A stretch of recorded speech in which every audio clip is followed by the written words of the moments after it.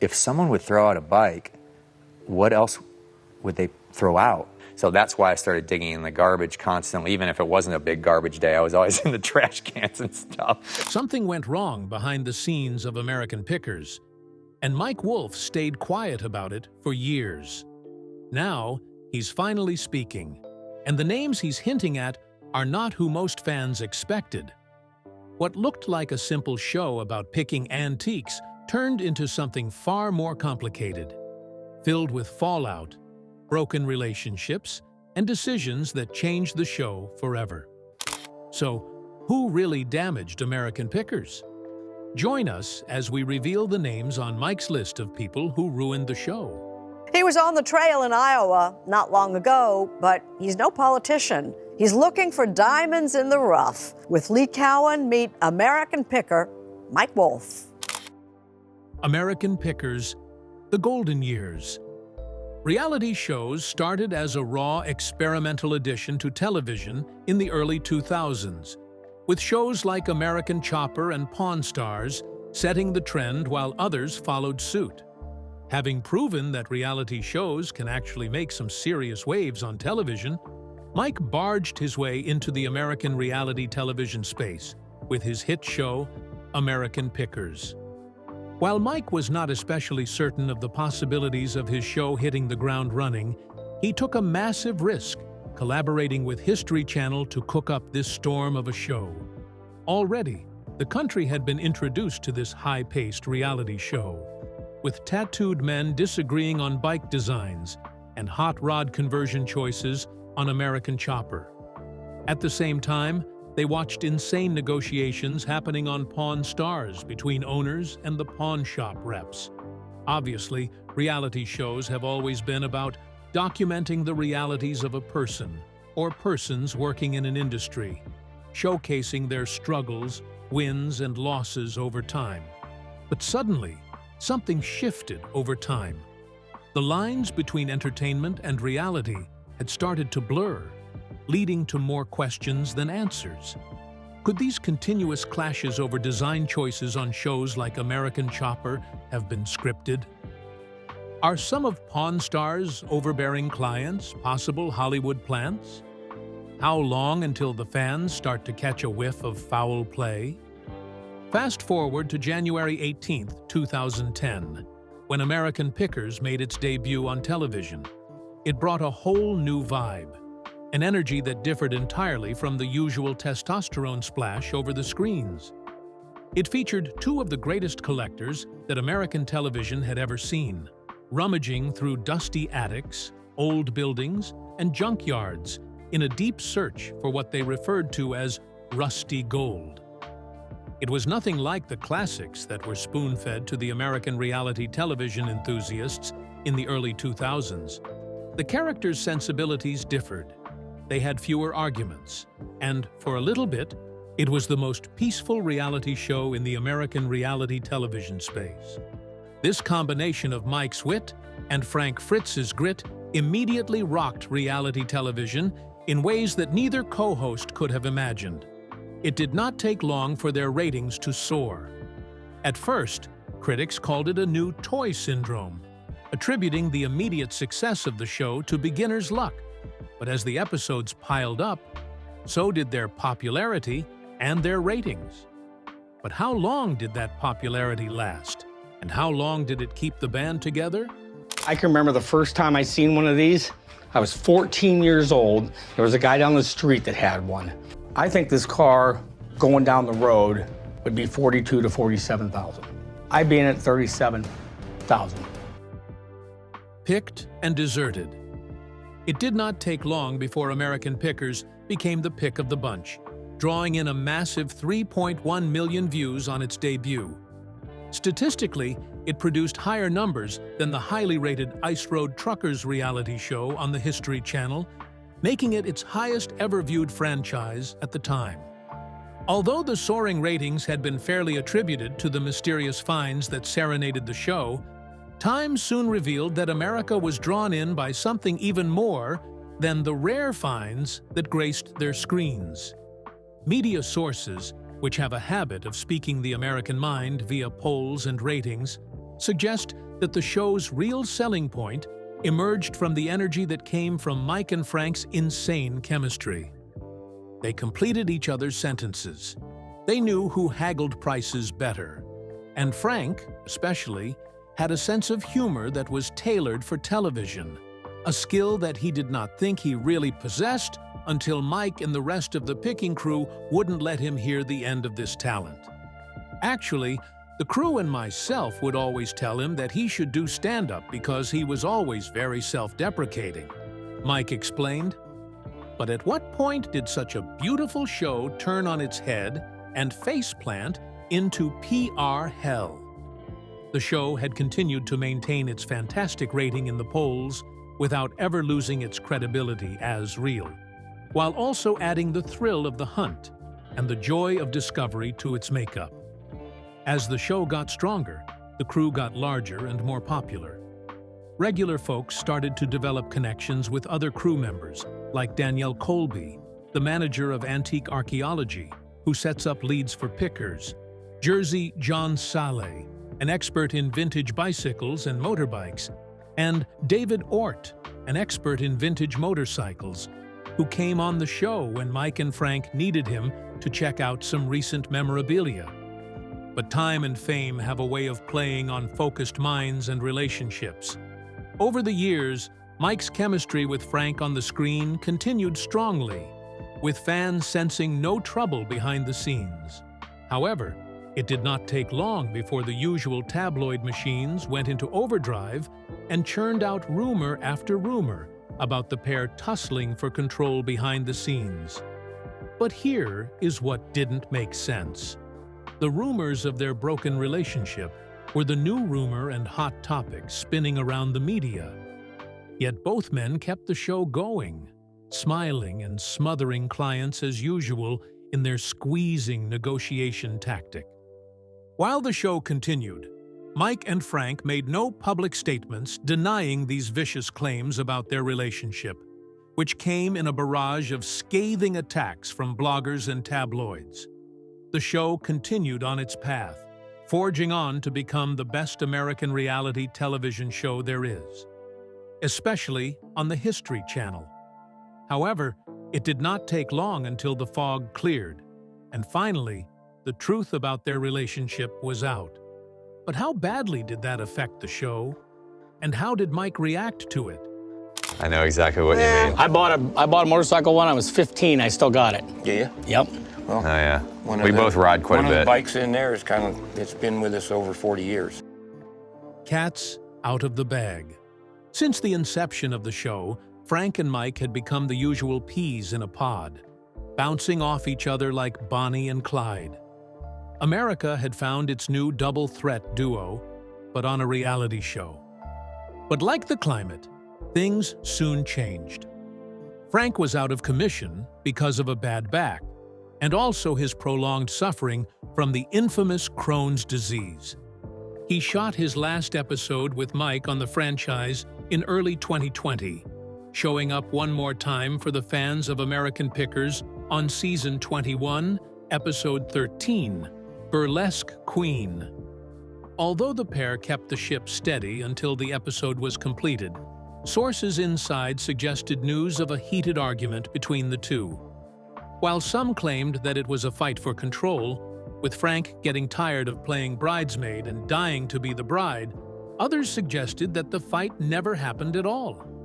Would the rumors ever get any louder? Frank, having seemingly had enough, chose to step up the rumors and make them into real threats. The rumors were about him, Mike, anyway, meaning that they both had the power in their hands to spin the narrative however they chose to, depending heavily on their words in any interview. It was that way or the highway, and Frank let loose with no limits, ruthlessly confirming the rumors about his friendship with Mike. Fritz had just undergone back surgery in 2020, needing 135 stitches and 2 iron rods to glue him back together. He was a man hurting and seemingly in need of a friend. What about Mike? Some fans suggested. However, Frank had a different notion of Mike. According to Frank, Mike was just another regular folk whom he had met in middle school. And when they figured they could make some serious money together from picking junk, they chose to work together, hoping to realize the American dream together. And just like that, the cat was out of the bag. According to Mike, it gets even worse, as Mike had not even called him in 2 years after he had undergone surgery on his back. "He knew my back was messed up," he said. As expected, social media was rife with fans playing judge, jury, and executioner, dying to chop Mike off the popularity ladder he had climbed so highly on and ruled from with an obvious iron fist, at least according to Frank. But it soon got darker. While the rumor of both parties being at each other's throats had become so tangible that one could cut them with a knife, the unusual happened. Ratings were dropping. Viewership was falling slightly short of its usual numbers. People were starting to notice, and the History Channel suddenly moved with more caution. Could the franchise finally be caving in on itself? And who will Mike blame anyone for it?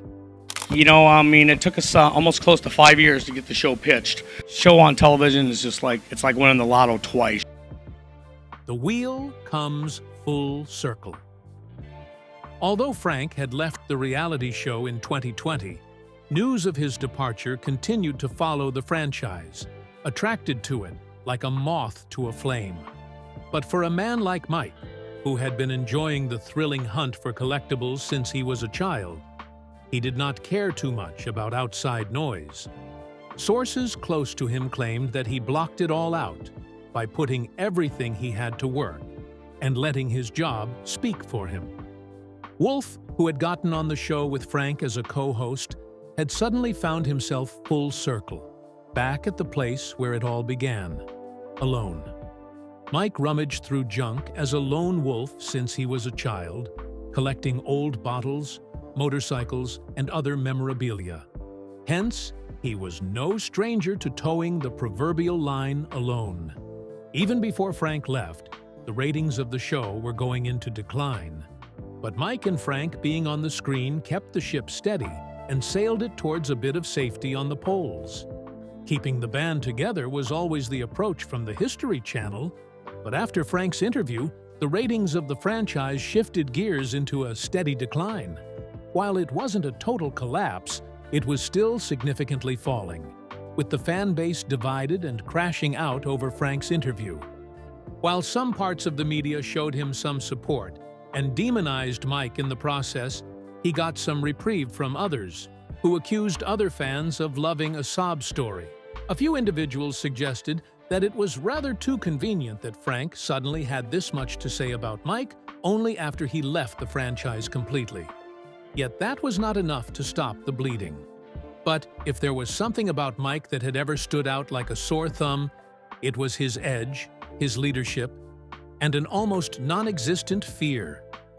Frank had left the franchise, taking a lot of the fan base with him, and nigh completely damaged his reputation as a human being, but he still believed that he had enough star power to keep the spotlight on American pickers. But will he ever be enough for the survival of the franchise? How close is he to becoming an afterthought in the American reality television space? Sources close to Mike believe that the answers to these questions haunted his heart every passing day. But he never quite had enough answers. Unable to control his situation, sources close to him claim that he did what he does best, assessing the risk and seeing how much deeper the Frank rot had eaten not just into the fan base, but into his close team of pickers. Insiders believe that he played the blame game and came up with a few names and a few reasons why American pickers was getting ruined. What exactly could he have come up with? Mike's blame game. Since Frank's interview, Mike has had his job cut out for him. If he was going to make the franchise work, giving it the same value as it had in the past, he needed to do more. But sometimes, when effort meets responsibility, it does not fully work out as planned. For some context, right after Frank left in 2020, he had another interview with The Sun, telling them that he was ready for his own show. Not long after the interview, social media erupted, and the already fallen ratings and reviews of American Pickers seemed ready to take another heavy hit. Mike just could not have enough. He had just lost his on-screen partner, whom he had known since middle school. And now, there was a possibility that half the American Pickers fan base would go with him to this new gig of his. Although he played his familiar game of silence, where he simply watched stories unfold without a response, insider sources, who were close to the situation, reportedly watched him squirm in guilt and be clubbed to a pulp by disbelief. His whole world was crashing down. His dream project, which was doing so well before, was suddenly taking a detour on a one-way ticket to hell. According to insiders, names were soon dropped, and alliances behind the scenes were getting exposed as Mike rethought his whole strategy. As expected, a huge part of his rumored list of names of the pickers who ruined American Pickers was the same man with whom he started the show. Insiders believe that he contemplated a one-on-one discussion and a heart-to-heart talk with him at the time. But he resisted yet again, fighting his demons and winning this time. While Mike had his eyes set on Frank at the time, his focus soon shifted to a new problem. His store, Antique Archaeology, suddenly had duplicate accounts on social media, which effectively impersonated him. Over time, the reports of scammers became an unbearable part of the game, and it affected how some fans and clients perceived the man and the show. Unsurprisingly, Mike and his store were under the cosh from fans who expected more from them in terms of protecting their fans and the store. But while he tried to weather that storm, the unexpected happened. Frank was reported dead on September 24, 2024, after years of a battle with some serious illnesses. To fans of the franchise, it was a big blow to lose him, even though he had been off the show since 2020. But it didn't take long before the spotlight was shifted to Mike. Sources close to the situation watched like a hawk, hoping to catch clips of a private reaction to the death of the man he had allegedly secretly blamed for the downturn in the show's numbers and ratings. But just how did he respond to this unwanted oversight? How much of a toll did Frank's demise take on Mike's future and the progress of the franchise? A legacy in the balance. Following Frank's death, fans of the show held their breath, waiting for Mike's response. The 61-year-old claimed he was broken to bits, shattered after his dear friend lost his life. However, it was not a surprise that Mike was superb at handling the media, as he had been in the television business since his mid-40s. He knew what lines worked and what sentences created bigger controversies.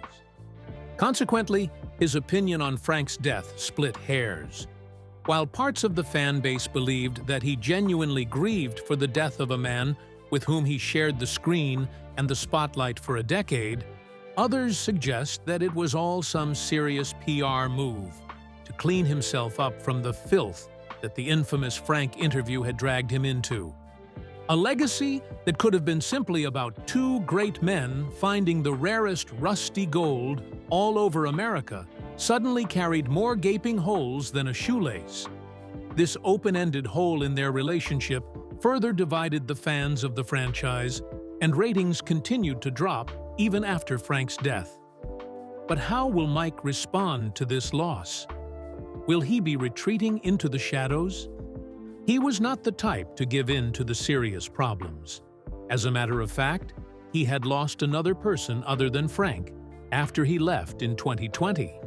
His ex-wife, Jody Catherine Wolfe, sought a divorce out of the blue, citing irreparable conditions as a reason to end their 9-year relationship. Imagine losing a wife and a partner all in 3 years. Insiders believe that only a few men could come back from that on their feet. But that wasn't all.